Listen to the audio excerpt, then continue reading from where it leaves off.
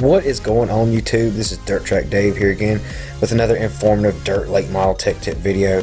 One of my previous videos about starter issues had a comment by Blake Roush who wanted me to go a little bit more in depth on why I have a sump belt inside the belt housing. But before we do that, if you're not a subscriber, I would be glad to have you. Hit the icon at the bottom right hand corner of your screen, subscribe to my channel, hit the bell for all notifications, and like this video. Without further ado, let's get into the sump belt hack. So what's up, YouTube? It's Dirt Track Dave here, and like I said, we're going to be talking about a sump belt hack.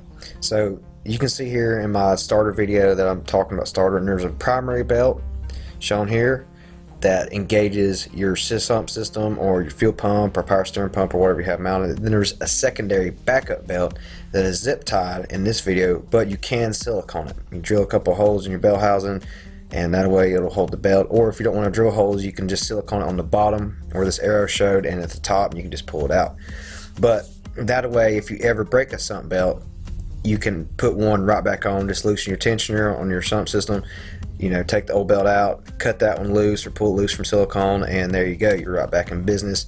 5 minutes at most versus 30 minutes pulling a transmission out and unhook linkages and all that bullcrap, but we don't want that.